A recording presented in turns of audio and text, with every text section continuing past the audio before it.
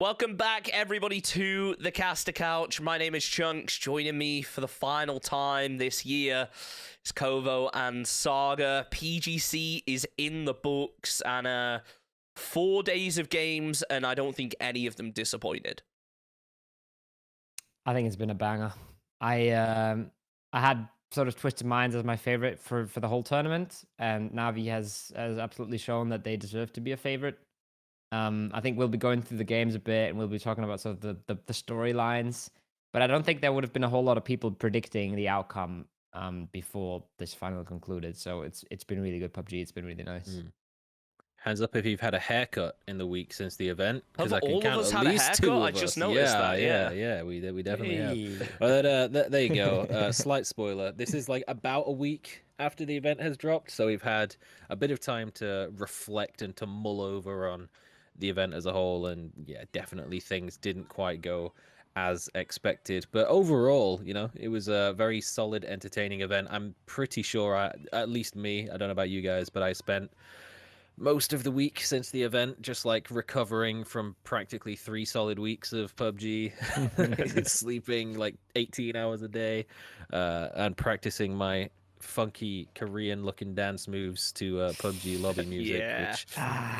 Which it's something. It happened. I think we should talk about that. I know that it isn't really game related, but I think we're all on the same page where we were a little bit confused as like why was this the opening ceremony? Like who chose it just felt very jarring. I don't know about you guys, it just didn't feel right to me. I'm willing to concede that this is just a cultural clash thing, you know. Yeah. We don't like this, and a lot of Asians liked it, but for me, it was like, what is happening? I mean, I've been to the AR thing. I think someone earlier said it's excusable, and I think that's a good way to put it. It wasn't great, but it was fine. The dancing, I'm not so sure. It just didn't work. The classic where they have a DJ playing EDM and they're like, everybody get the fuck up, and it's just like a bunch of nerds there with their fucking League of Legends thundersticks. Like, yeah, it doesn't really mesh. But you know what? Can't complain too much. It started off an event, I guess, and that's what they were there to do. I think. If I was to make a request going to next year, I would personally like it to just be a song. Like they've done that the past few years now. They've done just a song, and it's been good. Like even if you're not into the music, you're like, okay, it's getting me hyped up. But I just don't think the crossover between like PUBG players and dancers is too huge. Yeah, I think it's kind of symbolic for the whole event. I feel like the gameplay of this event has been insane, and it's been some of the best we've had in a long time. Some of the most competitive, some of the most unexpected. And then some of the production aspects have just been a little bit confusing, and I think that dance kind of sums it up. But yeah, I mean, I think we should probably get into the gameplay because we have 4 days of games to talk about. It's been a while, but we have lots and lots of clips to sort of help us remembering, because I had to go through the doc this morning and to sort of refresh my mind on all the games because, like Saga said, there's just been so much PUBG. Yeah, it's been a long one. Saga, why don't we talk a little bit about game number 1? What did we get out of that one? Did we expect any hot drops early on, or were we kind of expecting things to keep their distance because obviously it's the finals? This is the big story, really, again, at PGC is the whole Pachinki Picado situation. Obviously, that played out in such a way again where by the time grand finals rocked around, it wasn't an issue. There was only one team who wanted to take it there. This time, obviously, Overpeakers didn't go back there, but 17 Gaming had it for free. Whereas in PGC last year, I think we brought this up in a previous episode, where Twisted Minds or Northern Lights or Virtus Pro at the time were contesting on both maps against MCG, on Power Grid and School Apartments, and we were kind of like, okay, maybe the fact that they're not having to do that this year is good for them. And then we come into game number 1, and they're just getting it just a little bit too close to Danawa. Thankfully, in game number 1, Spyro, while he does lose the vehicle contest, look at that absolute yeet, but he does get rescued. But that kind of sets the tone a little bit. Like, look at where Batulins has dropped. He's way out of the way if Danawa, and the same for Lambu, really. So there was no real aggression coming through, but it's another one of those where you're sort of just feeling out the lobby and you're like, okay, you know what? Maybe we can get a little cheeky and try to contest this vehicle and force them back. And if you're an apps team in particular, there's not a whole lot of vehicle spawns for you to choose from, which is why the whole DA 4 a.m. situation on the compound just to the northeast of there was going down a year or two ago. But yeah, it was a sketchy start for Twisted Minds, but they got away with it in game one. It's pretty much the one downside to apartments, right? It's got lots of loot, different buildings, a lot of like you can literally have 4 players in there fully looted up. You're really central on the map, but you have 1 vehicle spawn to your north, and you have, if you're lucky, 2 to your west, and then it kind of ends from there, and lots of open space around it. So kind of one of those risks that they have to take. Tulin said before the tournament that they spent months preparing for the Pero hot drop in Power Grid. That never happened. But then they have to go into finals and they have to drop on a contested car every single game on Erangel. It's not nice. It's you're just running a big risk of losing a player early every single game. It's not a good start to your final in any stretch. I got to say, the way they were able to defend it, though, definitely impressive. Just ramming the car in there. It's something we don't see all too much in competitive PUBG, but I'm sure we all kind of channel that energy when we go into a ranked match and have the same problem.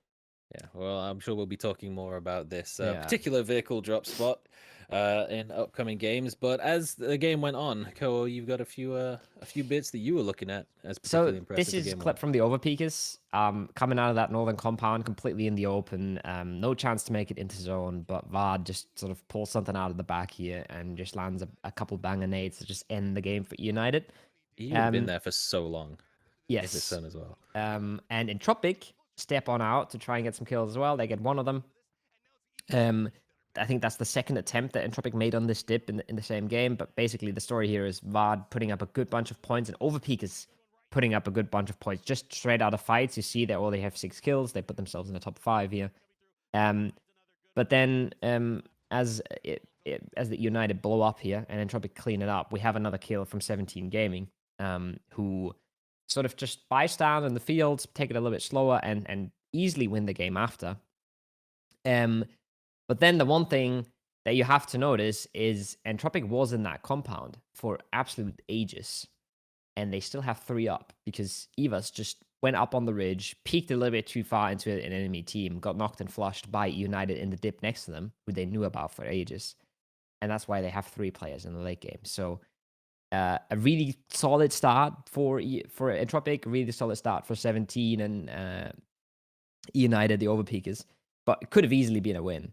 And we see it in the end. I think we have another clip from Nailub in the end there or something where 17 Gaming just outnumbers them. They trade them out. It's not like the easy fight for 17. Lots of damage done from Kuba here. And then unfortunately he sort of stands up into a nade. And then we'll have Nailub try and do his best in a 1v3 where he does good damage to some players, but just has no chance. They don't have the numbers. They're coming out of the compound strong. You see Nailub there. He's clean with the Groza, but pretty much just has nowhere to go. And it, obviously, 17 is absolutely cracked with barrels. That spray is just insane. But it's a big shame for Entropic to give away that first game like that. I love the whole idea that in PUBG, you know, the classic movie trope of you're out there in the fields with your soldier boys and someone tosses a grenade and you're like, I'm gonna jump on this shit and lie on the grenade to sacrifice myself for the boys. Whereas in PUBG, if you lie on top of the nade, you have a better chance of not dying to it.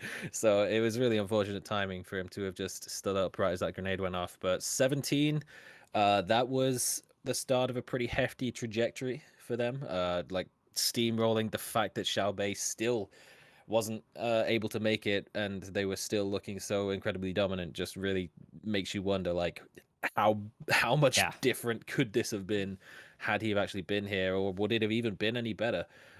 But to be honest, I don't think there's anything you can take away from the 17 roster that we've seen the whole way through, and to start off with a win is definitely one way to highlight that. Kovo, am I right in thinking there was a point you wanted to touch on there? I'll let you sneeze real quick if you need to. Oh, that was a bait sneeze. Maybe after game 2. I think after game 2, I wanna talk about some stuff. But for now, I think Cool. We should head to game 2 first. Okay, let's head over to game 2. We spoke a little bit about the hot drop in game number 1, and well, it just happened again, didn't it? Same situation. Spyro being the one to try and race for the car, didn't get there, took half his health from just like a chunk, and then Soul this time around drops a little closer. You've also seen Lambu dropping a little closer, just regrouping the split, but the 4x M16, too much for young Spyro to get away from, and they do end up getting the flush as well. They send him over in the vehicle. That's the problem now for Twisted Minds, is that, okay, they've gone for that vehicle twice, they've lost the contest twice, and now they've lost a player for it. And while it is a 4-day series, 20 games, they've basically like been hampered in now 2 of the 3 Erangel games so far on today for going for this vehicle contest like 1 minute into the game. So they have to start sort of turning the cogs and being like, is it worth going for this, or do we sort of just like adjust our positioning a little bit and play from somewhere slightly different? And to be fair, for Danawa, they had an absolute stinker in game number 1, like a 0-pointer, but picking up that first kill seemed to be a little bit of like a momentum boost for them for game number 2. I think we have some clips from game 2 as well that sort of from 2 different sides. We obviously have the Soul pop off, which is something we'll talk about more even later, because that man's just been absolutely insane. I couldn't help when I was watching to notice sort of something that Saga talked a lot about, which is APAC utility. And we have a clip there where Entropic pulls up. It's a rough pull up. Daytrade gets 2 knocks on the entry, I think, and then they see where that player's rezzing, and Nurens lines that nade up and absolutely bonks it against the wall. And then I think he throws a second one that goes in, but it's a little bit too late. And it's an absolutely sort of, it's a reasonable nade to miss, but I don't think it's a reasonable nade to miss when you're a player like Nurens. You're playing a PGC. You're one of the top 5 teams coming into the event. You should be hitting those nades. And if you hit that nade, you get a whole lot more kills that game. Literally, and it's an absolute game changer. Later the same game, he threw the exact same nade and actually got it in the window and got a knock with it. And that was how Entropic died. But Entropic were like top 4 at that point, and they'd basically given up half of the playable space that could have been controlled by Daytrade. So they lost quite a lot for that one nade. But yeah, it's one of those tiny little adjustments. Like if he hadn't taken the sort of half step forward as he threw it, didn't get that extra momentum, probably would have landed. But you know, in the moment, pressure can get to you, and I miss those nades all the time, but that's why I'm not there. I feel like that is one of those things when you're at that point in your PUBG career, you really should be landing those. As much as I hate to sort of criticize players, like static nades into a window that you have time to line up and you know how to throw it, I feel like you should be hitting those. If it was like a pull-up or something, say a car was pulling up and he was trying to throw a nade around the back of the building, I think it's one of those that is very forgivable, but I think you're completely right there. Saga, I'm just going to let you talk about this clip because I know how much you love Belmoth. So, while we're talking about what Norin should be hitting, let's talk a little bit about what Belmoth shouldn't be hitting, and that's fucking red dot sprays onto Alia from there. Like, what? This one, you know, it's a very tight angle, but you would probably back him to hit that, but the fact, like, he had like a mini with an 8x or something, so he can't swap the scope over. He had no ammo for it. Yeah. And Ali is holding the backline on that roof. And I'm watching this game, I'm like, oh my god, this is disastrous. Because like while NaVi is down in the dip, Belmoth can't anchor that position, can't hold Alia down, and Alia can just sit on the roof and like free farm over the top. They've already got the knock and the flush onto Flash. Puchils and Norins are like in a really rough spot. And then Belmoth's just like, what if I just red dot spray him and double headshot him off the roof? Yeah. Jesus Christ, man. It's unreasonable. It's unreasonable. I think I was watching that game. I was like, how did NaVi lose that? And then they ended up showing the replay. And I was like, okay, that's how. You can lose that. I mean, I thought, you know, Alia trolled, ran down the roof, whatever. But he's just peeking with half of his body with like a 6x SLR. And Belmoth is just like, well, goodbye, good night. And it's the ups and downs of APAC, right? We talked about the utility and we talked about how cracked they are with guns, and it's just both in that game, sort of losing them a few points and winning them the game in the end. But yeah, I think it's sort of the duality of APAC.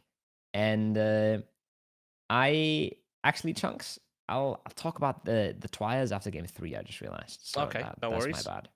Let's move on to game 3 then, because the first thing I have is the Salute quick scope here, which I saw, and I'm not gonna lie, I screamed. I was on a train at the time I saw this. Yeah, cringe Call of Duty Warzone quickscope gamer. But this is actually a little bit off the back of 3rd game in a row now. Danawa, Twisted Minds contesting for the car spawn. This time, the flight path is like slightly different, slightly off center maybe. So Danawa, instead of going for the vehicle contest, they actually 4-man drop on the Ruins hard spawn and then drive over to North George, which is how they're in that position in the first place, where Haisaki runs it down, somehow gets rezzed after getting knocked in the middle of the road, and then like 10 minutes later runs it down again and just runs into, I think it's like Helen, who's just lurking somewhere out in North George. But he's just, I mean, we've seen Haisaki win games by sprinting off and scouting for positions, but twice in this very same game, he just ran into a Danawa player, just sat in an apartment building, and did a lot of damage for the team, but it's playing out of North George. It's pretty rough. But that arm shot was pretty disgusting.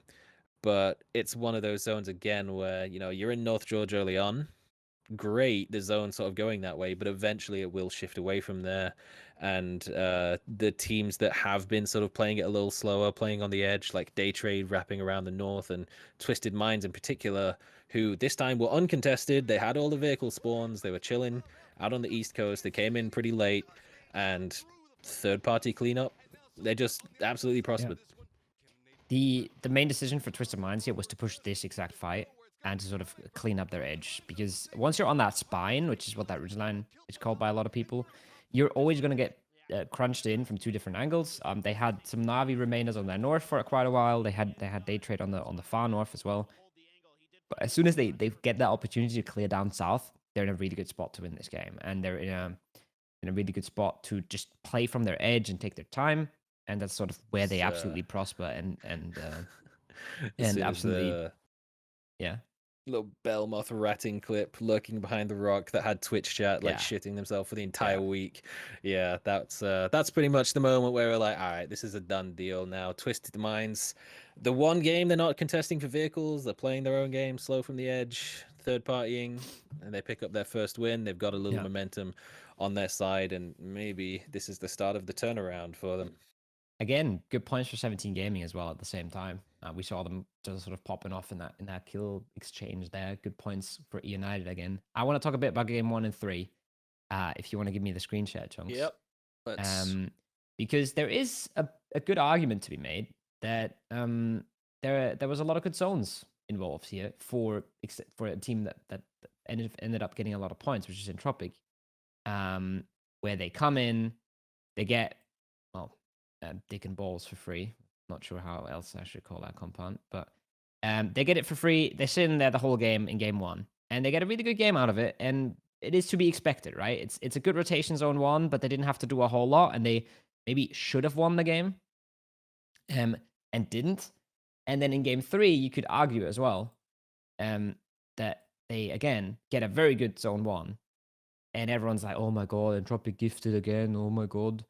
And they get absolutely not so much battered by this zone, because you really don't have a good play here anymore if you're on the southern side. And the reason for that is this: there is about 20 players around you that all want to do the same rotation that you were trying to do. So they pretty much get the game ruined by zone 2, but they set themselves up to get some kill points, and they do very simple stuff, which Entropic loves to do, is just guarantee that you get a fight, and they will get a fight on this bridge, and they will clean it up nicely and easily. 4-0 clean. And then they send it across into TE, who are obviously still bridge camping, and they still clean this up. And this is exactly why Entropic is such a good team sometimes, is they get good points out of these scrappy games because they just force fights by any means necessary, and give themselves a nice little, I don't know how many kills that was, 7 or something along those lines. It's 5 and almost a placement point. And I had some people saying, well, Entropic in the top, but they got gifted. But on these few games on day 1, they looked super solid. Remember the game 2, we saw them crash in on day trade as well, where they got a really bad shift. You can take me out of the screen share there. So they got a lot of good zone 1s. They got 2 terrible zone 2s, which are way more impactful. But they looked really good. And we'll talk about them. Yeah. Well, we'll not talk about them a whole lot more because they really fell off after this. Yeah. But they played a really solid first few games to sort of get into things. I think the bridge crossing and being camped by a 2-man expendables and losing 3 players for it was like, it could definitely have been done better, but it's always rough when you're driving into a place like North Georgia and there's just like a million windows staring at you. It's one of the roughest bridges to cross. Where anyone is, yeah. But I mean, that's why you didn't see anyone else go for it. Really, is like they would rather take their chances trying to cross by cube or just send it over where the hilltop is. But you know, it was one of those again, like you say. Phase 1 looks good. Phase 2 just completely throws it off kilter and. They, like many others, started scrambling, but it was a pretty decent start for them, to be fair. Yeah. Okay. Yeah. So if we're all done with that game, I think we should move on to game 4, because obviously we've got 4 days worth of games here. It's going to be a long episode. I haven't watched this clip yet, but I saw it's called E United Kill Feed Oopsie. So whoever named that, I'll let you take it. Listen, all right. Well, this is why it's important to have someone reading the kill feed, because they were fighting Vard, and he gets third-partied and killed. And E United just don't realize that the dude is dead.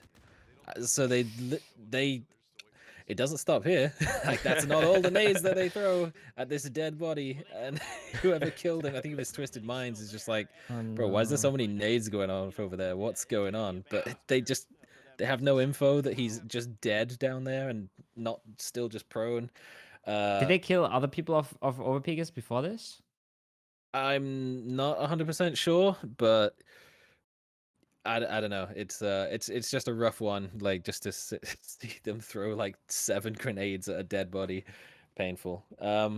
Yeah, I mean, Vard was 1-up. He was prone in the dip, so it can't have been that great. Yeah. We'll just pull up the highlights for this one because in the grand scheme of things, not too much change. We really started to get an idea of what our top teams were, but obviously Twisted Minds getting that chicken dinner really got them back up into the running again. This was clean. Yeah, this is a nice spray, especially the last one. 777 again, man. 3 kills with the org. This was also the game where I didn't put the clip in of it. Okay, that clip was gross. Yes. But I didn't put in the clip where I think NaVi was like on the low ground shooting at Yahoo, and they knock and flush out Shinboy. They're shooting at him for like a solid 12 seconds, and Balefrost is just tunnel vision shooting someone else. He's just sitting next to his knocked teammate, and he's just like farming someone across the zone. I was like, what is going on? Yeah, happens. Yeah. It's grand finals, isn't it? I mean, what can you expect? Everybody's just so desperate for the points. A lot of the times they kind of put things to the side that really matter. I think an interesting one, though, is that when we actually got into Game 5, seeing the fact that EU did not hold back from each other. That clip in general is wild, because the wild part isn't this drive-by. The wild part is FaZe turning back into this. They're sort of safe. Or was it NaVi? NaVi is kind of turning back into this, and then everyone's just full committing into a completely open space, fighting each other in the open with teams on the hilltops. You see the expendables up there, and you know that this is not going to end well for both of these teams, but they're just full committing into it. And yeah, I mean, a few points, but not a whole lot more from this game. It's the best teams in the world, by the way. Like, this is the best of the best right here, and we're just seeing the full send plays. I honestly wonder, and maybe you guys can give some insight. Maybe you've spoken to a couple of the players. What has led to this change in meta going into the final? Is it the case of, okay, we played a month of PUBG, our strategies have become predictable, let's change it in the final few days? Or is it a case of, okay, we've got 4 sets of games, let's spend the first day trying everything we can, see if we can get some points, and then maybe we try and find a bit more order as we go later on? I think a lot of the crazy stuff that you see is sort of down to getting the best out of a terrible situation. Both of these teams don't really know where they're going. They don't really have a whole lot of information on the zone. They're like, all right, we've got 2 knocks here. we'll just commit on the 4 kills. 4 points are 4 points. We have 20 games to get our points. So if we get 4 out of this one, it's better than nothing. Oh, it looks like my internet just cut out. So, back in a second. Yeah. Welcome back, everyone. Apologies for that. I had some technical issues. Kovo, we were just making a point about the drive-bys and all the teams being in a pretty tricky position to be able to get into the zone there. Let's maybe circle back to it, and hopefully it makes sense when we edit it all together. Well, I'll just say what I said again, and we'll see if it makes sense. I think a lot of the crazy stuff we see is teams just min-maxing and just taking a bad game and trying to get the best they can out of it. NaVi in that situation, they get 2 knocks. They're like, well, we don't know what's ahead of us. The circle should be pretty occupied, so we'll just commit for the 4 points here, and they do. And it looks crazy, but when you have 20 opportunities, getting a few points out of the bad games is really, really important, and that's what they're doing there. One more clip from that game. It's the winning clip. Let's just go over to it, Saga. Maybe explain what happened here, because it was 17 who took it, and at the end of day 1, they set themselves in such a promising position to move forward. Well, that nade to start things off was gross. It's really hard to land grenades on a lot of the terrain on Miramar. There's sort of weird little bouncy ridges that make it so hard to drive, and then, you know, flashing for the teammates. Yeah, perfect over the top coordination on point. It's just, I clipped this because I felt like their team play and their fights look super clean. The flash there, the call for the flash is there too, because Suju turns away from it, peeks back over the ridge when the flash is popped. Then they instantly know where the last guy is. They clean up together with some utility. They're playing with a sub, and they don't look like it at all. I know I've been told sub is maybe a bit of an overstatement for Suju. He's been playing with them in some tournaments, but it's not the main roster. And they themselves said, well, our main entry fragger is gone. He's sort of the guy that runs in and gets the first opening. Considering that, they look fantastic here. And I think nobody, throughout this whole tournament, nobody doubted 17 in any moment, because they just look so clean in fights. Yeah, I think we're going to notice a theme over the next few clips that we show, the next few days worth of clips we show, where it didn't really matter when. It always felt like 17 were going to take it, or they were at least going to be a top 3 team. And I think a lot of people would have been surprised. I don't want to spoil it, but when we get to the end, it was a team that up until the last day, we weren't really expecting to come in and take it. But let's hop over to day 2. Let's have a look at the highlights from the first game of that day, because I don't think there were any real massive points we wanted to make, other than the individual clips were just nutty. I wanna very briefly talk about this game once it's done, but the highlights, I think, speak for themselves. Akkad and the Freaks were cracked here. Entropic and Daytrade, they sort of tear each other apart. But the main clip that we're waiting for, and the main clip that I put this in for, comes at the very end, where NaVi on the southeast side, they control a lot of space. They come out of a compound that they've been taken for a long time. And they end up fighting that game versus Twisted Minds. But this is the clip. This is Xiaowu just absolutely shitting on United with a hip fire and 3v1ing them when they know his position and there's no trades. I mean, it's not fast enough. He's absolutely clean with it. But that is a 3v1 you should never lose if you're United, and they never do. That's why I sort of clipped this. This is a really rare sort of misstep for them, where they have one guy in front of the smoke, 2 guys behind the smoke, so no trade. He even gets the flush. And then, I mean, I think the 1v2s, they sometimes happen, and it's a bit unfortunate that hipfire works out so well for them there.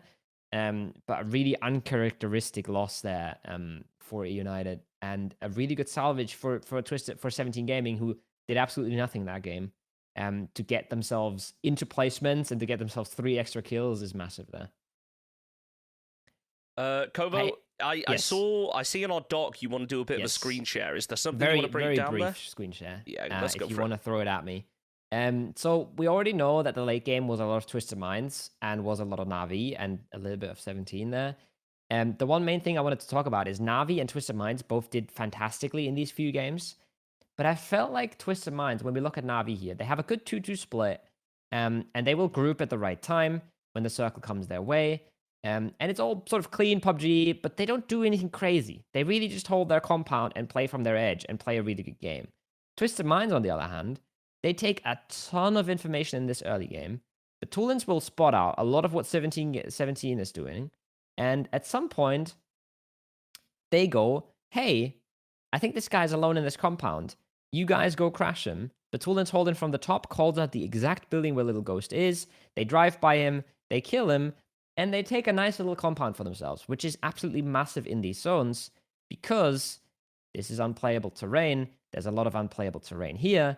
So you can already sort of guess that this is a likely situation for the circle to end in. And that's the reason why this compound is so nice, because Twisted Minds know they probably have to move down from the mountains at some point. And obviously, well, that's exactly how it played out. And they won the game out of this compound, which they only have because they bullied 17 out of it. Imagine if 17 was in here with 4 players right now, Twisted Minds would be in shambles up here. So it's those small little things, those small little information grabs, and then the confidence as well to be like, we can 2v1 this guy, no problem at all.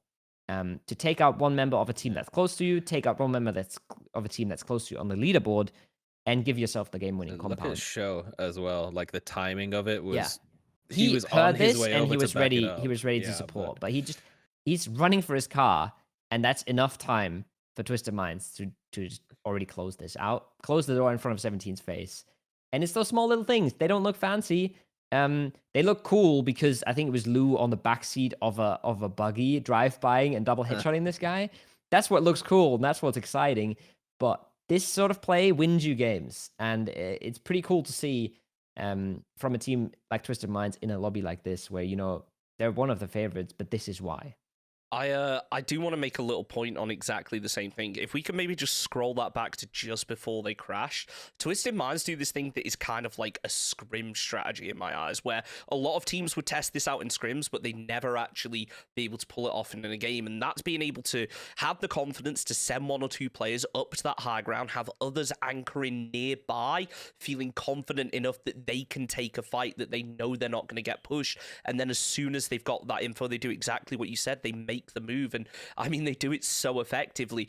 I say it's a scrims play because I've watched plenty of player scrim streams, and they've tried to pull off the same strategy, but just not to the same effect, because the teamwork, the information gathering, it just isn't there on the same level like a squad like Twisted Minds is. When it comes to working as a unit, this is one of the best in the world for a reason. 100%. And this circle, by the way, is exactly why they want this compound. It has to go southeast.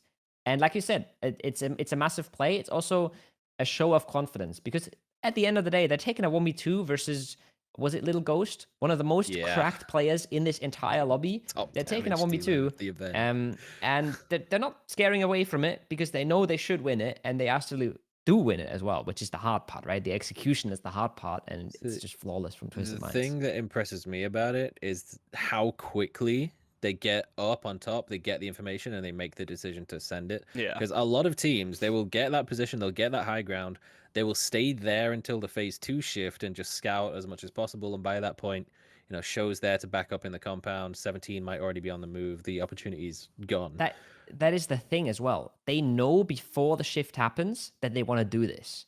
That is the only way that they beat Show here, because if you want to look at it this way and you're saying, well, Twisted Minds is sort of the standard that we hold these teams on, then Show should have been ready for this.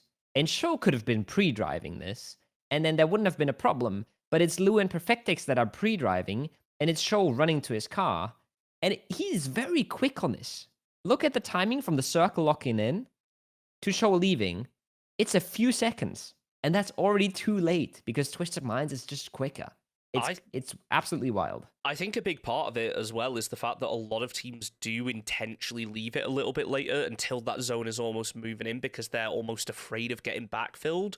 Whereas Twisted Minds wanted to be proactive on that. They knew that 17 were maybe going to be a little bit later. And I don't think that them playing for that solo who came in on the bike was intentional. I think that was just very good luck, because if 17 had just changed their strategy ever so slightly and weren't so much waiting for the zone and waiting to clear out their rear, they could have got a lot more proactive and they could have absolutely torn apart Twisted Minds. So I think there was an element of luck there alongside the skill.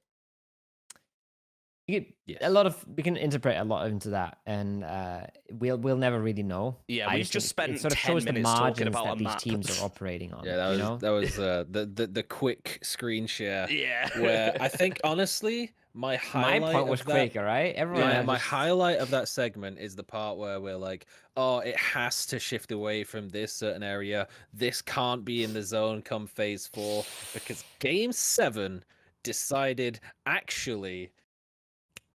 How about we just do it this way instead? This was like the craziest phase 4 shift I've seen in a while, where it basically had nowhere to go where it could take these cliffs out, so it just went directly on top of them, and it made like the most hectic end game with like phase 7, phase 8 Entropic trying to get down from the hilltops. It was actually wild. It's like, I don't think I've ever seen a circle that's exactly like that. I've probably seen more island circles, ones that end up like on top of these rocks. I agree. It was mad. I think I've seen more island circles than this, and it was fantastic. It was so fun to watch. Entropic with some big plays. Arguably should have maybe won that game. Twisted Minds, isn't it? That's the problem. Yeah, you probably have to drop 1 or 2 players off to the north earlier, and just leave one guy up on top. Twisted Minds absolutely battle their way through the entire Minas up into that position where they managed to win it out. Insane game. And we had so many insane games. We had so many sort of absolutely sick situations. That was definitely one of them. And again, fantastic PUBG out of a lot of the teams. It's very similar names. They're at the top again. Twisted Minds showing absolute consistency. Entropic there again with some good frags, but not winning the game. It felt like a pretty similar pattern, at least until basically that point, I think. Yeah. We're kind of reaching a point now where the clips start to ramp up, because as exciting as day 1 was, everything from this point just becomes more and more action-packed. So I think we should just hop straight into game 8, because this is a little like montage. Yeah, it's like literally just the worst way to start a game. Overpeakers in this game, they start off with that, and then they just go back to classic, hey, we're disbanding after the event, so it doesn't matter what we do. Just full send, drive-buying 38 hours a day, like Clib just...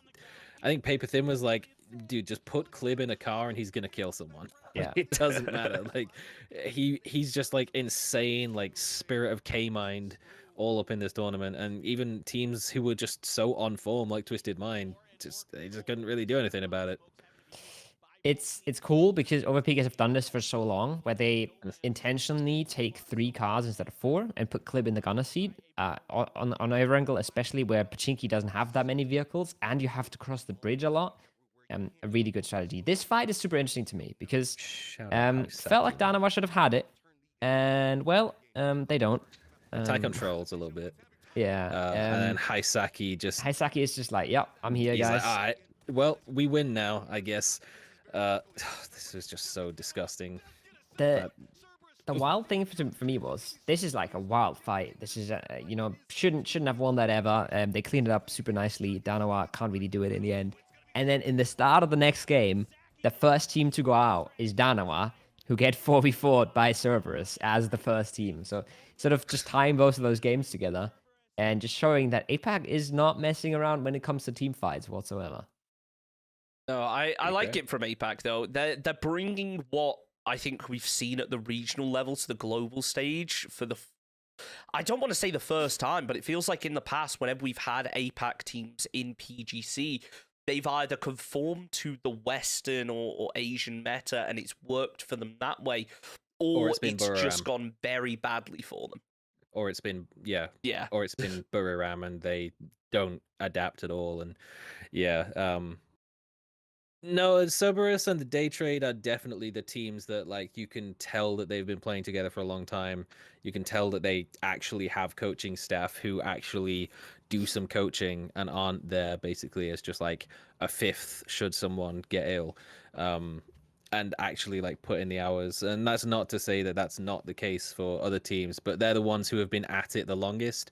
Chak is an insanely good coach for day trade, and Cerberus again. They've been around for a long time. They play a very non-APAC typical style, and there is a very good reason why they are the teams that made the appearance in the grand finals. Expendables, I mean, they got in, but they played an APAC style, which is why they were 11 points clear in last place by the end of it, because it was very like hyper aggressive, not very controlled, taking fights. And yeah, they get highlight reel plays like 777 with an AUG, or like 1v4ing BBL, but it's just super inconsistent. And the fact that they were like very, very low on the placement point side of things, like 20 placement points across the 20 games, kind of speaks to that much more so than like, you know, Cerberus, who picked up 42, or day trade with 34. Just not on the consistent side of things.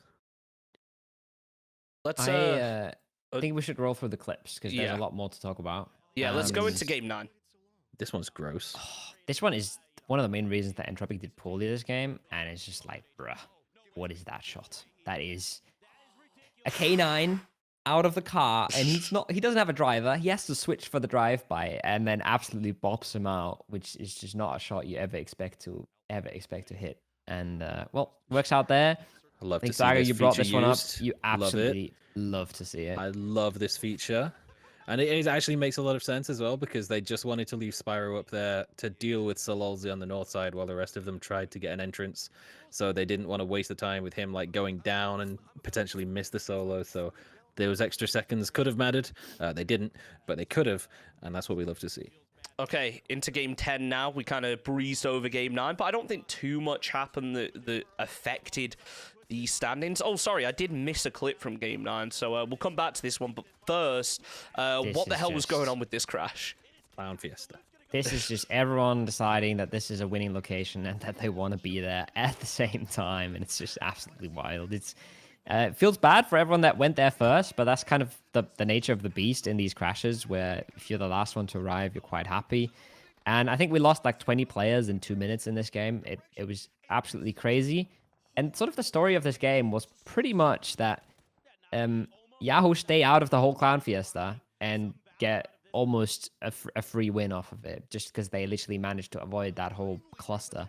See, it's the same in game 9 as well. Like, that is just chaos up top. This part is painful for poor Greg. The obviously the cutting here is also painful, as Greg comes around the side and gets the knock that we were just waiting to see on the observing. But this part where young Greggy goes inside, hops out the window, and immediately just gets sent to fucking space. Yeah, that's a little unfortunate. And Wildcard get wiped out for that. It's pretty rough. Wildcard have had a lot of the fights, these tournaments, where it's completely crazy and they get wiped in the end, and it feels like they didn't really mess anything up. They just got caught in the crossfire of some absolutely wild breach. And then if it's a 17 gaming on the other side, if it's a NaVi on the other side, you're not really gonna come out winning a whole lot of the time, just because these guys are so cracked and they are so cohesive in their fighting. So yeah, again, it doesn't feel like they messed that up. They just got absolutely wrecked. And well, this was the two games, just a different level, where, in keeping with like the grand finals, a lot of the teams that were picking up wins were picking up multiple. So, you know, you've got like Twisted Minds picking up 2 in a row. You've got like multiple wins on the same day for 17. Yahoo throws their name in the mix. They picked up game number 9. You kind of saw them lurking in the compound as well, and keeping their way out of all of the chaotic Clown Fiesta stuff that's going on around them. And they did basically the same in game number 10 as well, where the crossroads was just a death trap in this area. I think, you know, Nikus could have maybe got a safer flush later on and kept himself alive, but it wouldn't have really mattered, because there's just multiple teams like flailing their way directly into the compound. There's 5 teams alive, and like 4 of them are fighting for this compound. And you can just see Yahoo on the minimap just like on the far side, just totally chilling. And even when, like, you know, there's only 1 team left that's not in the fight, Twisted Mind sends it into the compound. So it's absolute madness. Yahoo just keeps themselves out of it, and all they have to do, basically, to win that game at the end is not get hit by the 29 frag grenades the 17 gaming throw out in that game, which was absolutely mad. There's so many bodies. And I mean, they got a couple of knocks at the end from them, but it wasn't enough. I think that game got, I don't want to say embarrassingly close, but it got too close. Yahoo stepped into some nades. They got into nade range when they didn't have to just yet. They had more time for the circle to push out 17. They didn't really combo up their nades together. So there was like a lot of sort of small things you could maybe criticize. But in the end, they had the numbers advantage. They had the circle and they closed it out. So they put themselves in a solid position for day number 3 to come around. Which is the next day we're going to talk about. Yeah, let's have a talk about day number 3, specifically the first game, because you spoke about teams putting themselves in a good position. Not too many managed it in the first match, especially off of this shift. What the hell? First of all, how does that happen? And second of all, can we get some more of it? It happens every now and then. I feel like shifting to that hard Western thing is something we see every now and then. We haven't really seen it much recently. But from what you saw from that map there, everyone is just instantly in their cars. The whole map is trying to rotate. And one of the main things you can mess up in this circle, that's an absolute banger.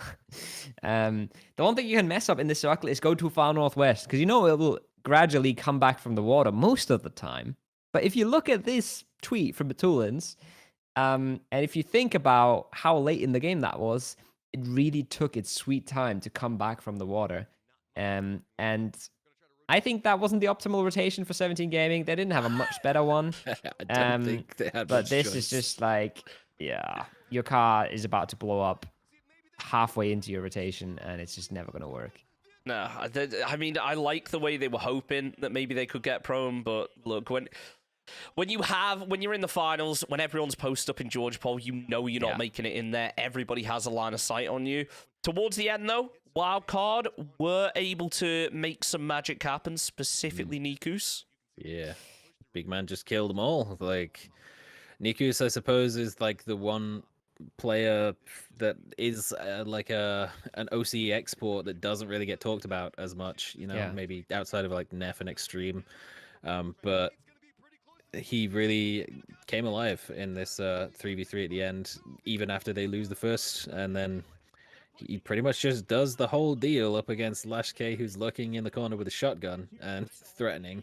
But no, gets it done for Wildcard in a very tight situation that could have been enough to like put them in the race. Like, looking at how tight the leaderboard is, they're 4 points away right now from top 5. So picking up that win alone puts them in the top 5 halfway through.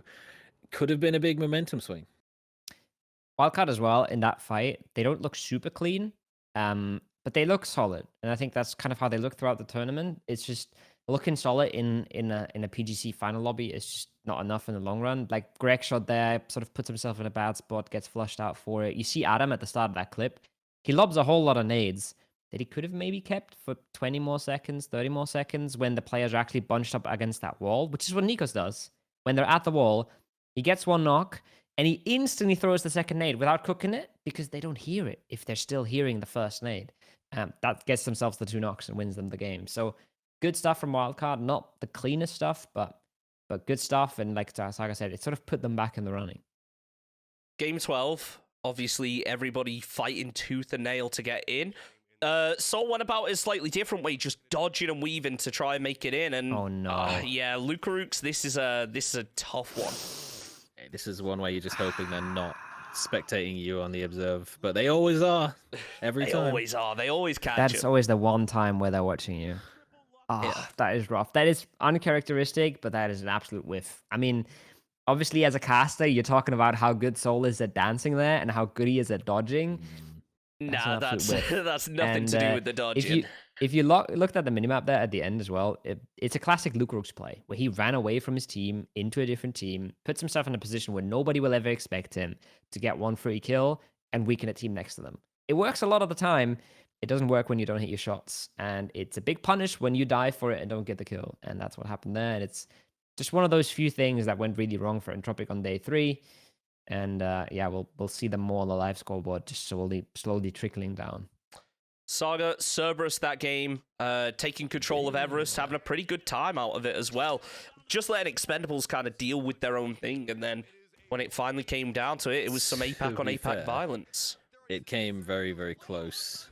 Duck Juice really like did all he could to make this uncomfortable, but Cerberus, like, look, they've got 13 kills at that point, playing from the top of Everest. They technically had 4 players still standing for the final fight. They had to hold out a lot of teams from both sides of Everest, so it wasn't even like typically, you know, you're seeing one team holding the east, one team holding the west, and they'll eventually start beefing on the top, but they were just holding like the whole thing. Just, it was kind of reminiscent again of like their grand survival game, where they're sort of like flowing from one side to the other and just making sure that no one can sort of encroach on their turf. And they've been doing really good at that. And controlling Everest is never easy, but they made it look relatively comfortable up until the end, and came up a little bit clutch in the 1v1 against Duck Juice. But no, again, it's that controlled style that maybe isn't typical of what we expect from APAC that maybe has a big bearing on why they were so successful. It's usually the last team to get onto Everest that ends up winning it, and it's very rare that you see the central team hold on through all these approaches from different teams. So big shout out to CS there. I think they sort of almost trolled it in the end. Tycon sort of getting himself knocked in a they're in a 2v1 and he just runs out in the open as well, right? But I mean, they still win it in the end, and they still take the win with a lot of kills as well. So yeah, good stuff from Cerberus. And I think one of the strongest games we've seen from an APAC team in the finals, because they looked really good throughout this tournament, but CS was the only one that really showed up big time in the finals. Yeah. Let's move on to game 13. You haven't got many clips, but I've almost guaranteed that this one is Kovo's clip because it's just Overpeakers winning. I don't think it is. It's Saga's clip. No. Yeah. I ain't gonna lie. Most of this game was just like, whoever gets heaven wins. There was a whole lot of fighting over it. And in the end, Overpeakers got there. Yeah, they cleaned everyone else out. NaVi, as you can tell by the fact they have 8 kills, was on heaven for a while as well. So basically, it was a king of the hill match. Overpeakers had 4 players up in a 4v1. Like, they ain't gonna lose from that position. Again, good to see Overpeakers, you know, having a good game, nothing to lose coming in, and still putting up a bit of a show. Top 4 by the end of match 14 as well, but 7 kills, you know, wasn't quite enough to boost them up to the level of these two Donnies going back and forth for the match 14 win. United, Twisted Minds, the names that we got you seeing at the top end of things, Kovo. Yeah, and this is a really clean win from United. This could have easily been a Twisted Minds win. They sort of, United just outmaneuvers them there in the late game. I wanted to very quickly say about the last clip. Overpeakers were absolutely clean in that win. They had some really rough rotations to make. They had some really rough fights to take, but they absolutely cleaned that up. And as we watch the highlights from that game, it's a messy game, as these Miramar games always are, because there's just so many ridges that open the teams up for so many different fights and so many different third parties. But again, in the late game, United outmaneuver them. Flop puts himself in a massive position. And Twisted Minds sort of have no chance, which is a rare sight. Sort of Twisted Minds getting outmaneuvered is not something you'll see a lot. Remember the clip where they 2v4'd Sonics and made them look like absolute clowns? That is more of what you're used to seeing. This game, United was way better in the late game, made the better calls, bagged the win for themselves. And while I feel like they weren't the most dominant team, they were definitely at least the second most consistent United. They sort of were always up there. They never really fell down too much. They always pushed themselves up with some big wins, and kept themselves in contention all the way until, I don't know, game 18 or 19. So coming up in a second is probably what I think was one of my favorite wins of all tournament. But before we do, let's talk about this drop shot from Lou, because I don't think anyone expected this to come out. Yeah, I mean, it probably was some sick shots. It's a real shame that we only watched it in a free cam. Okay, not everyone can be as good of an observer as you, all right, Kovo? Stop being so harsh. But this is the one I wanted to look at. EU's #1 seed taking down their EU counterparts in the form of Twisted Minds, and then Danoir as well, and talk about style. Cleaning up from the roof, and then the final kill just really make it perfect for me. 8 bullets. Yeah. It's also showing more CIS dominance, you know, question mark pulling up. And we haven't talked a single word about question mark. But they were one of those teams, like maybe a wild card, that sort of just played really solid PUBG and kept themselves around, kept themselves in the running for a really long time. And obviously, that's a little bit BM. You love to see it. You love the sort of. You love the Teddy meta coming out. But again, one of those teams where you didn't have a ton to talk about, but they played really solid PUBG. And again, it's one of the most talked about teams coming into the event when you're out of Europe. As in maybe at least when it comes to negative talking points, you know, sort of onliners only perform well in one event. They showed up in the finals. They didn't win them. They didn't get a top 5, but they really showed up and showed that they play pretty damn good PUBG. Compare it to their results from last year. It's you know, it is night and day. The fact that they even made the finals is like a miracle if you look at their performance in PGC 2021. But no, they've really come a long way for sure. And to close it out in such a 2022 style with a jumping shotgun headshot. I don't know. It's a bit of an evolution for the team, and bodes well. So 100%. I forgot to grab a graphic for the leaderboard at the end of day 3, but we can freeze here and take a look over at that live leaderboard on the left. Going into the final day, who did we expect to take it? I know for me, it was between Twisted Minds, 17, and maybe United. I think that going into that last day, that was about all we could have hoped for. Judging from pretty much every other PUBG tournament we cover, there's never really a massive comeback in the final day in the way that we tended to see on that last day of PGC. I was pretty sure it would be Twisted Minds. I wasn't doubting 17 to do well either. I just felt like Twisted Minds was that a little bit more consistent, a little bit more controlled, you know. Lots of crazy stuff happens in these lobbies, and Twisted Minds is very good at staying solid and clean and not falling for the crazy stuff. And like you said, I was even doubting United, but then again, it's 5 games. You never know what happens. But catching up a 30-point gap in 5 games is crazy. That doesn't happen really in a lobby like this. So I was counting out even United and definitely over PGC and NaVi. I was like, well, these guys did really well. They're probably not coming back. And then you also have to think about, it's not one of those tournaments where the only thing that matters is winning. It's one of those tournaments where if you get third, you get a few 10,000, 100,000, depending on how you look at the split and stuff, more than the team below you. So you're not going to just throw everything out the window to try and get first place. You're going to try to get the best placement you can, which makes it even more unlikely to get these massive catch-up runs. Yeah, let's take a look at the first clip of the final day, because it was a good way to kick things off for NaVi, and we thought that maybe this could be the start of a comeback for them. But surely that couldn't possibly happen. It's such a Hail Mary. Like, the percentage chance of this play working when you've got not just any teams, but literally 2 of the top 3 teams in the lobby staring at you.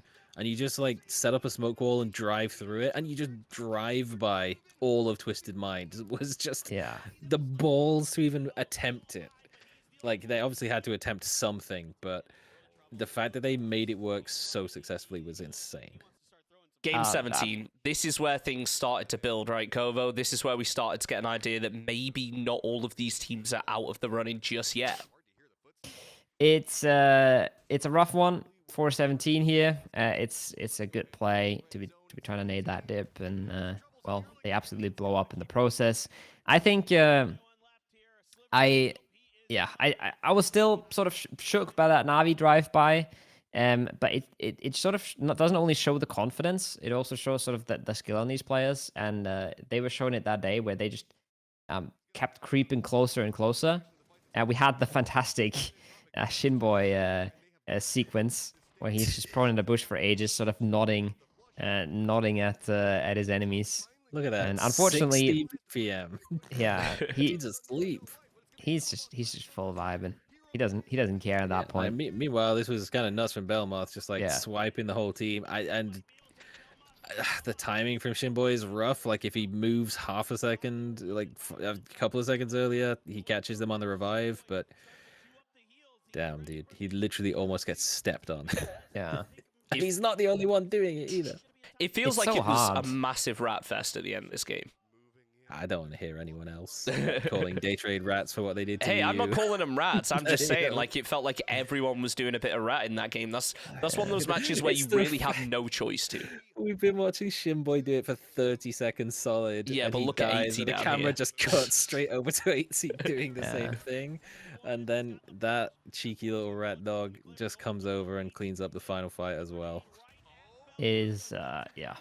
It's a weird game. It's a weird and wonderful Miramar ending, and I think it was good content. But you see from the live leaderboard there, none of the top teams are really involved in the end. FaZe get a 4-kill win. 8C, the happy snake, the happy camper. Not really a whole lot happening towards the leaderboard in that game though, because like we saw that the top teams all just went out, and it was a whole lot of runner-ups trying to fight for that win. And out of all of them, FaZe, one of the furthest down teams at that point, get themselves a 4-kill win. But we can go over to the next game where things shake up a little bit again. This is where I think everything started to change and people started to think, hold on, maybe this doesn't go to 17 or Twisted Minds, because I think that everyone was settled in that for so long. When we started getting to the late game, we saw which teams were standing, which team had 4 players strong. Things started to look pretty good for NaVi. Things started to change pretty rapid. Look at the leaderboard points in this game. Like, anyone who's got 5 or more is toward the bottom end. Like, Kwangdong Freaks, Wildcard, FaZe, Entropic, Expendables, all with like 6, 7, 8 kills. And then everyone at the top is like 1, 0, 3. And NaVi still just 4 up, free farming. Yeah. This was like a example, by the way. massive turnaround for that. He's been absolutely wild. Like, throughout the whole tournament. It's still crazy how NaVi have turned it around so quickly after being super like unimpressive. Doesn't make any sense in Europe, but who knows? Maybe they were just saving strats. You know what I'm saying? They saved them a long time. They're just offliners, you know. I'm still waiting to see similarities between their PCS7 gameplay and their PGC gameplay. It's absolutely wild, and we can already go to game 19 because there's quite a few NaVi moments there too. So this is an interesting one, I think. Yes. When we look at the fact that Twisted Minds were the team kind of gatekeeping NaVi and making sure that they don't make it into first, and then you see NaVi do the initial bit of damage, then Overpeakers just come in and just start laying down fire. Yeah, it's a rare early death for Twisted Minds. It's a position they thought they could hunker down in and survive, and absolutely cannot. And that opens the door, right? That's another moment for NaVi to close the gap and maybe even push themselves ahead. But Kovo, there's no way they can do that. NaVi are not gonna make there's no way that Twisted Minds get taken out like that, and then NaVi just have like a pop-off play, for example, and start getting. Yeah, I mean, they were on the southwest side of that zone. They were out of it, right? They had to fight their way back into it. How could they ever, have a good game here? Now, right? Look at this. Look at this fight. It kind of helps, I guess. Absolutely shits on 2 of them, right? And then sprays a third and starts cleaning this up.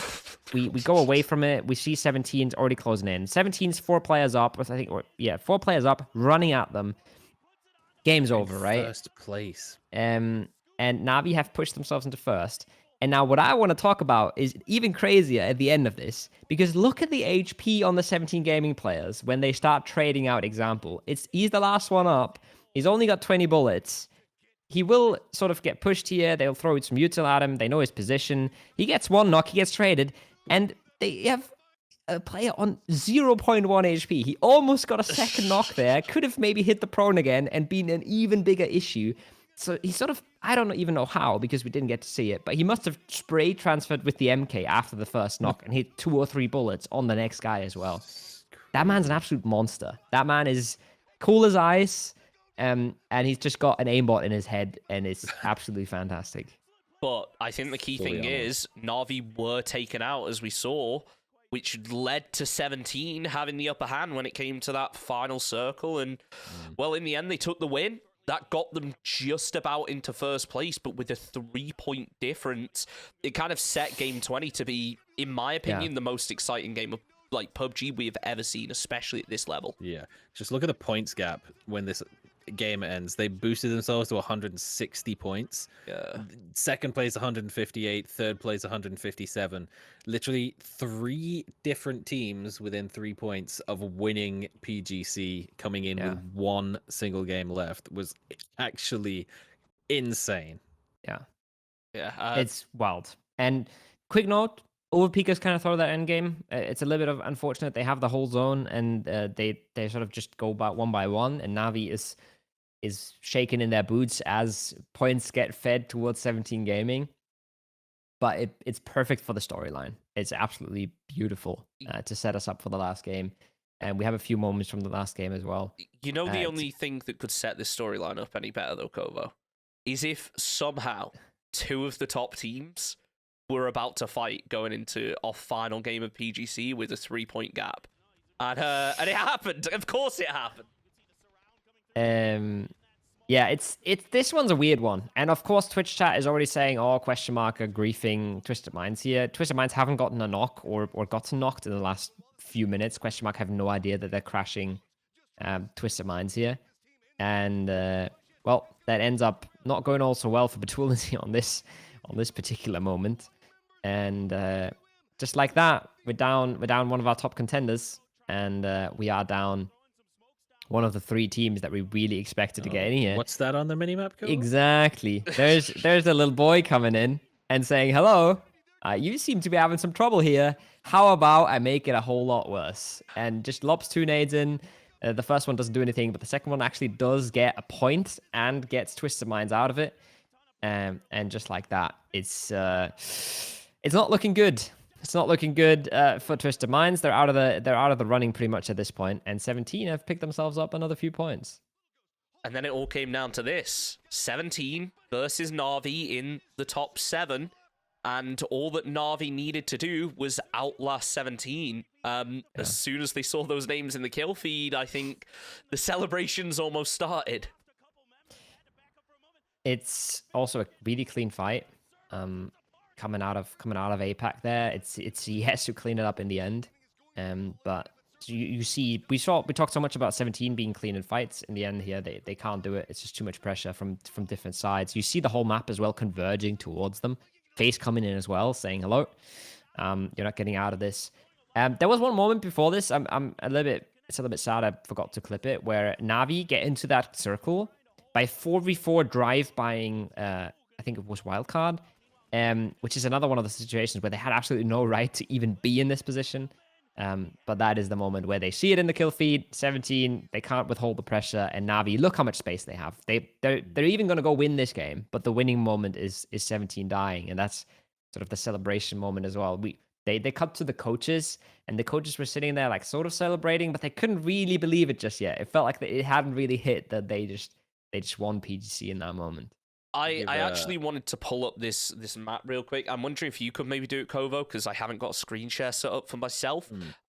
This was the final game, and what a way for NaVi to end up taking it. When we actually trace them and we look at the way that they moved, as soon as they got that northeast side of the zone, they put down fire. They made sure nobody was able to backfill, and then that just kind of funneled every other team all into the same position. I do have the screen share, but you might have to set it up again. Oh, okay, no worries. I didn't think we'd do a new one. But while you do that, I'll give a quick shout out to my boy Sparking for his casual 3K grenade in the background of that clip that went almost completely unnoticed and uncommented on, because in the grand scheme of things, it was not quite as relevant as watching 17 Gaming get clapped. But we'll give credit where it's due. True. So this is the point I was trying to make, is you see here, NaVi just kind of move in. They grab a decent enough position, but you wouldn't really call this a game-winning position. Like, in terms of the cover that they have, it isn't great. But what they aren't afraid to do, even in a game with so much on the line, is send players out, slowly just make more and more noise, and it forces every team around them to kind of move back. Once they've made that entrance, overpeakers aren't going to come anywhere near. They swing all the way down to the south, and then as soon as OP moves south of them and this circle consolidates, this won them the game. Everybody ahead of them was fighting. It was just a bloodbath, and even though it doesn't look great in terms of their positioning, with how many teams are around them. It purely just comes down to the confidence that NaVi had and not letting being at the final game of the biggest tournament of their lives get to them. And that is something that this is why NaVi are the pros. One thing I want to talk about here is the discipline as well. They've got Uber sort of below this shack. This is the plateau below the shack. Uber's down in the valley. He hears players pulling up. They know it's overpeakers, or they know it's the team coming from here. And they're like, well, we can take some kills here. We can kill these players on the shack. Uber gets a bit of damage in. The support's there. And they're ready to take some kills. And then they have United pulling on in. And they're, well, this is not our fight anymore. We're not in the zone. We could have taken a 4v3 here, but we're not taking a 4v3v4 anytime soon. Not in this position. We're just instantly pulling back. We're keeping 4 members up. We're looking how to get into this zone. And that is the kind of difference between a team that just goes aggressive and wins fights and a team that actually knows when to get aggressive. And a fantastic call by NaVi.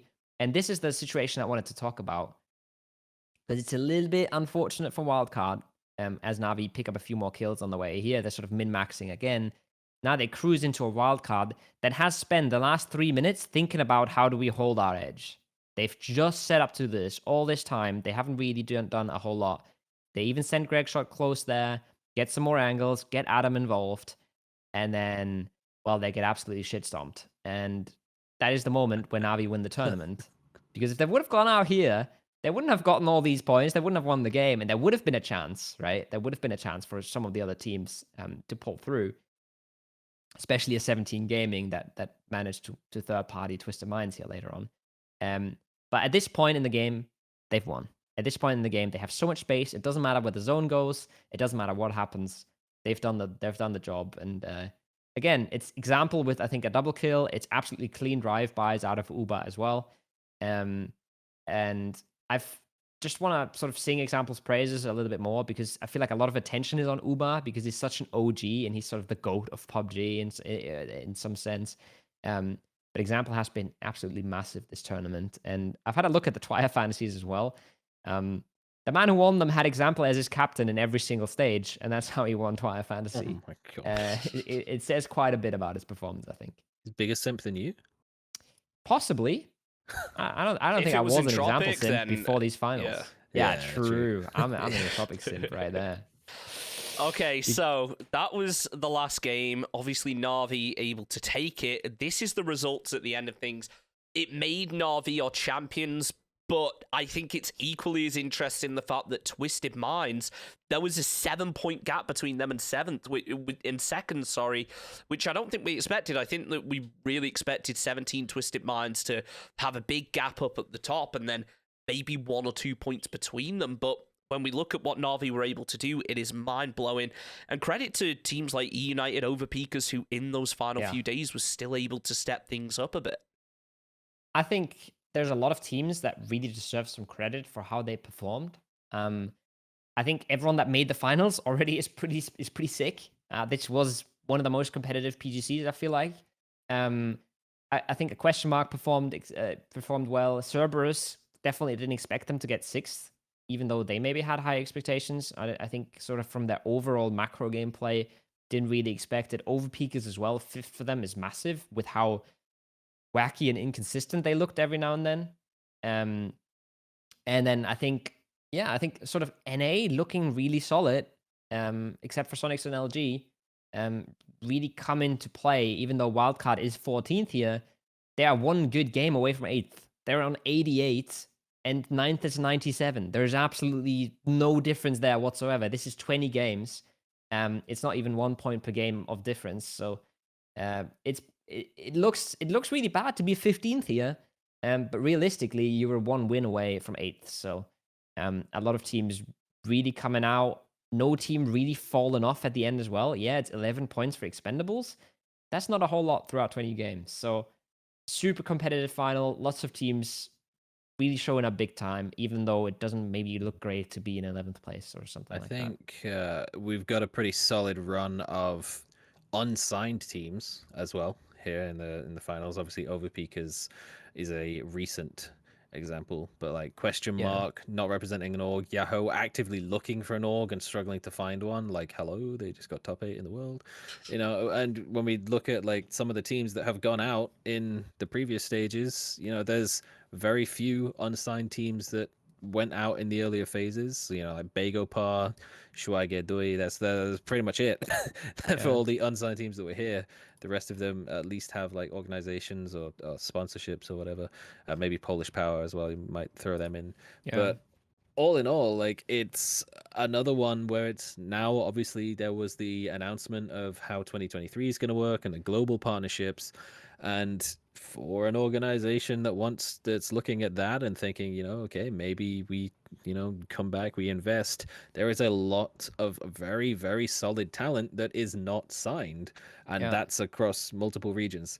So there is hopefully big things for the future coming in that regard. I'd say with bated breath, knowing absolutely nothing about what's coming or the conversations going on behind the scenes, but it does definitely it's easier to convince someone that they should invest money when there is top quality talent available on the market that they're not going to have to pay a buyout clause for. So fingers crossed that you know, next year 2023, when we start seeing PGS come through in about April next year, we'll start seeing some of the same players but under new banners with fresh new jerseys and looking suave. Before we talk about more about the future, I want to make one more point. If you could give me the screen share, Chunks, because the MVP of this tournament, while maybe MVP was example, but the stats topper, the top killer and the top damage man is my man Soul. 35 kills in 20 matches is absolutely unheard of in a PGC final. NaVi won the tournament, and they have 32 and 30 on their two top fraggers, with Alia already miles behind, and then Melman a little bit further down the stack with 26 because he has less damage. But top kills, top damage. Now, I was watching this, and I was saying, Danawa didn't really do anything. They got 11th place. How does this man frag so hard? And I looked at the team stats. And if you sort the team stats by time survived, and you go for the lowest time survived of any team, it's my boys from Danawa Esports, which essentially means this man has had the least support in his team and has gotten the most kills and the most damage, which is absolutely insane. By far the lowest placement points as well. Even like the Expendables, who I suppose already did get a little bit of a call out as like the most APAC team in the lobby, they still had like 25% more of the placement points that Danawa picked up. They picked up less than 1 placement point per game on average for Danawa. So the average placement is outside the top 8. It's just insane. But they were just fighting all the way through. Soul, 80 of their kills crazy. Is just wild. 80 of their points being from kills is nuts. I know I haven't got the screen share, but what I would highly recommend doing is going to the player stats and then actually changing them all to the different Danawa players, and you will notice that Soul is probably going to get signed by a new team at this rate. I said that on Twitter, and a lot of people said that Salute is usually super cracked, but just had a bad tournament. But if you're just looking at this, it's just wild. And we've seen similar things from Gen.G, and it was one of the reasons why Gen.G didn't really do anything this tournament, because they had 2 players that just couldn't really deliver. This is absolutely wild for Danawa, and this is, I think, you're not gonna really be finding that in any team. I think Lil Ghost is competition, but his team is there. You know, they're 22 kills in 20 games. That's not bad at all. 11 kills in 20 games. It's not the end of the world, but it's pretty bad, and it's not what you love to see. There's one more thing that I thought we should maybe look at. I don't want to do this, Kovo. Don't want to do it. I think we should look at the Twire fantasies. Okay, we'll do that. I'll let you get logged in. Before we do, though, I want to talk about a roster move. Esther, E36 Valorant. What's going on there? I just saw that. Yeah. I saw it a few hours ago. How are we feeling about this? Do we feel like there is going to be a big purge of players, or do you think that now with the new roadmap, we are going to see maybe less of a roster royale than we tend to see? Like, I think that after PGC, a lot of people expected people to jump ship, move on to another game. But part of the new announcements is giving me a lot of hope for the future of PUBG esports. And I think that going forward, I think players are going to see it as a long-term solution. The fact that they're building an esports arena in Korea that's not coming to late 2024, that shows to me long-term commitment. And I think that a lot of players, that's what they were concerned about. I think there's a lot of uncertainties about the new format, but like you said, they're very clearly committing for the long term, which is sick.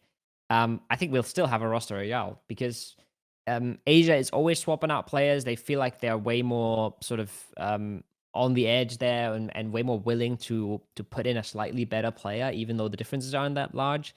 EU has tons of teams falling apart. We have the Overpeakers splitting up, which is essentially 5 top-level players, because remember, First Phase is there too, just being thrown on the market.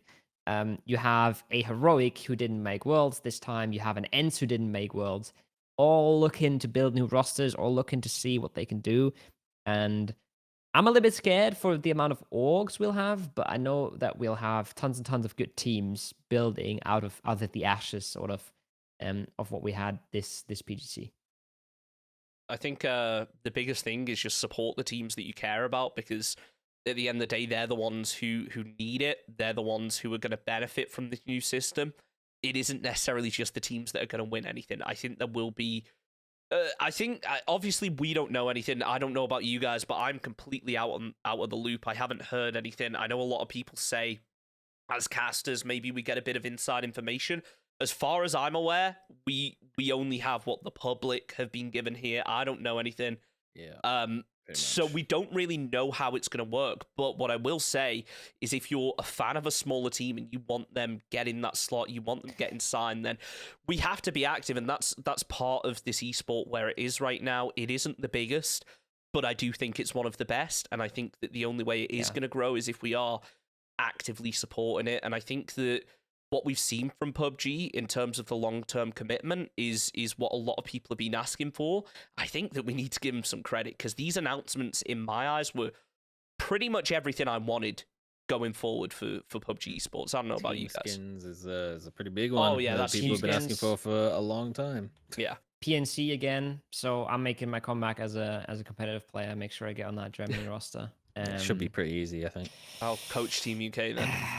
Anyways, I think there's so much that I'm thinking about and worried about regarding the format, but a lot of it looks really, really good. We don't really know how the regionals are going to look. We don't really know how many invites they're going to be. A lot of the players are very concerned about how much invites there will be, how many globally invited teams, because invites to PGS is absolutely massive, because you'll qualify to PGC through PGS, which is the same sort of format we had where everyone was invited to every single PCS final, and then they basically had a free PGC at the end of the year. So a lot of the players are very concerned about that.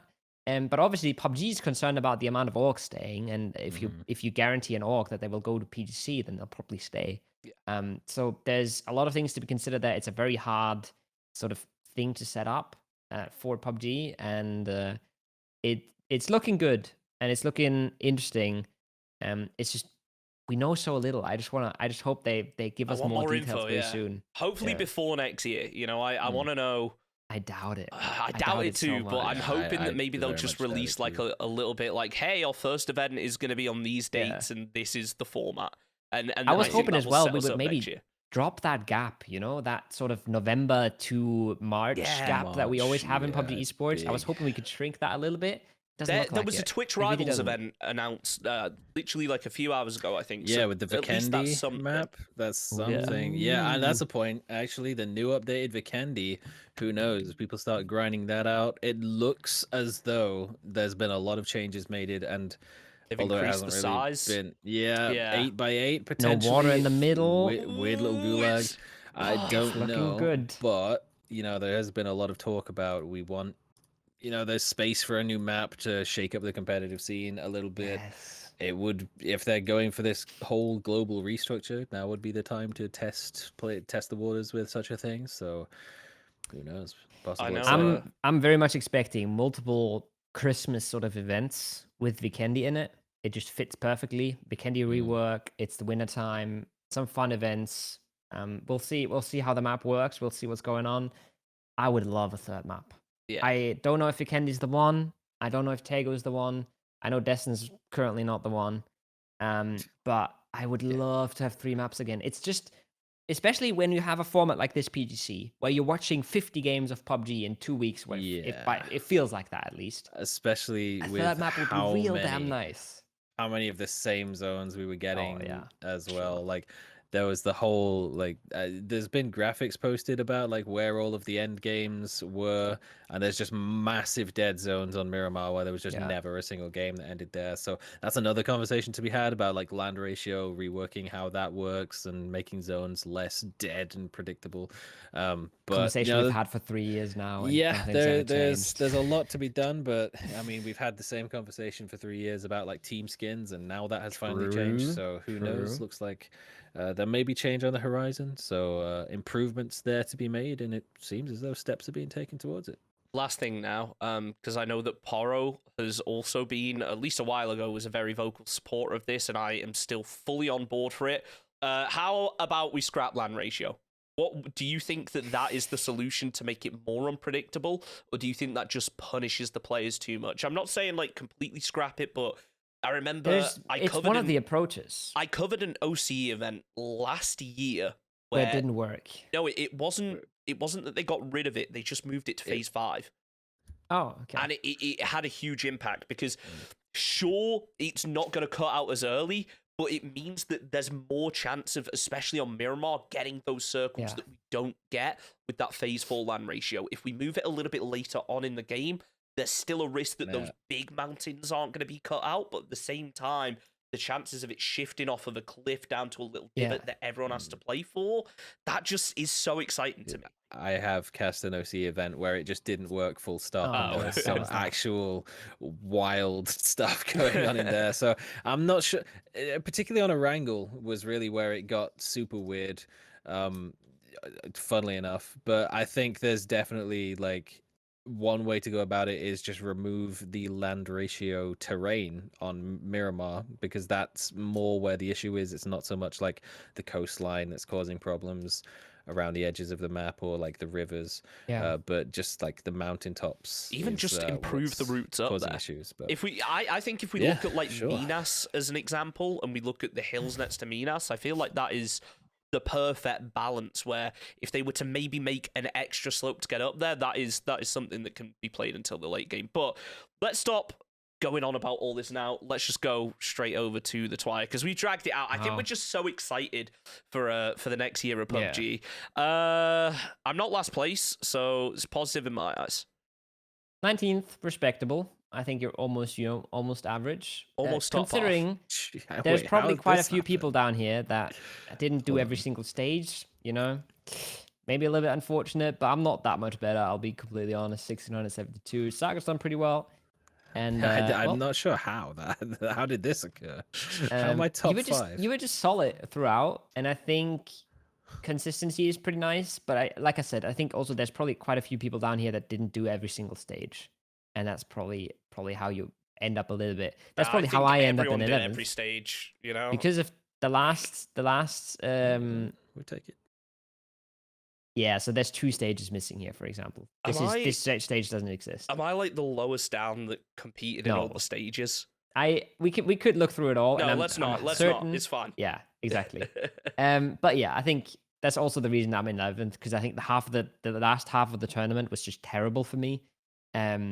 But I just did every single stage and did okay in a few of them. Overall. What? I thought I ran it down. Okay. I guess I didn't. Sheesh. Pretty solid.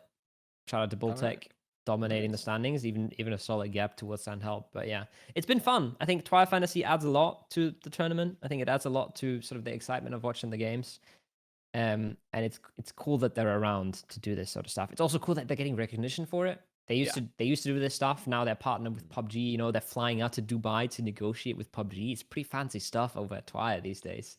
They've earned it, man. And I love to see it for them, yeah. Those guys do so much, and I'm sure you guys both know, like, if we ever cast, like, a community tournament or a tournament without a budget, they are the first to say, hey, we can do leaderboards, we can do stats and everything, and all they ask for in return is their logo. So while we haven't partnered with anyone for this show, I think that Twire deserve a huge shout-out and a huge thank you for everything they do for the scene, and it's so good to see them finally getting that recognition they deserve, because they have worked their butts off to get to this point. It's not been easy for them. And the service they offer is amazing. If you can afford to buy a pro, please do it, because it's a small fee, and if you use it a lot, it helps out the scene, not just you. Yeah.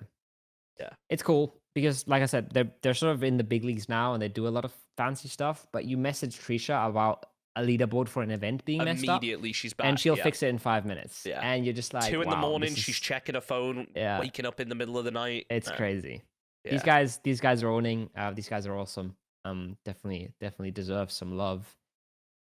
But I think that sort of concludes us. No, That's that's sort of the end of this episode and the end of this podcast series. For now, who knows? Who knows? I think we'll have to see what next year holds. I don't want to commit to anything, but it has been a pleasure talking through all of these games with you guys. Thank you everyone for watching. As always, like, comment, subscribe if you want. One more thing. Currently, and until at some point early December, double G coin if you buy it in the shop, and all use creator code chunks to get it. Doesn't cost you anything to throw in one of our creator codes. Pick whoever you think had the best fantasy team or whatever. Hold on, no, none of that. You son of a bitch. Hey, we gotta sell out somewhere. Yeah. It's all right. I think it's literally the one thing in my life that I'm selling out for is the creator code, because it's literally doesn't cost anyone anything. Basically. Takes money away from PUBG into our pockets. How good is that? I mean, I can't run around and pretend like Amazon Prime is free, or Twitch Prime is free, but I can say creator code's pretty cool. But if you have got Amazon Prime and you do want to link your Amazon Twitch accounts, then we're all open to it, please. Look, it's the off season. We're not getting paid for a good few months now. True. Anyway, yeah. Thank you everyone for joining. It has been amazing. I hope everyone enjoyed PGC. I know we certainly did. Hopefully we'll be back in the future, whatever that holds. Hopefully we'll actually be there next time. Who knows? But anyway, follow us on Twitter if you want to be ready in case there's more podcasts. Socials, all that stuff. Let's try and put something on for the future, but no promises. Kovo Saga, it's been a pleasure. Thank you for offering to do this with me. I know it was kind of an out of the blue idea, and I just grabbed you guys and you went with it. So thank you for helping out, and yeah, we'll see you all next year. See ya.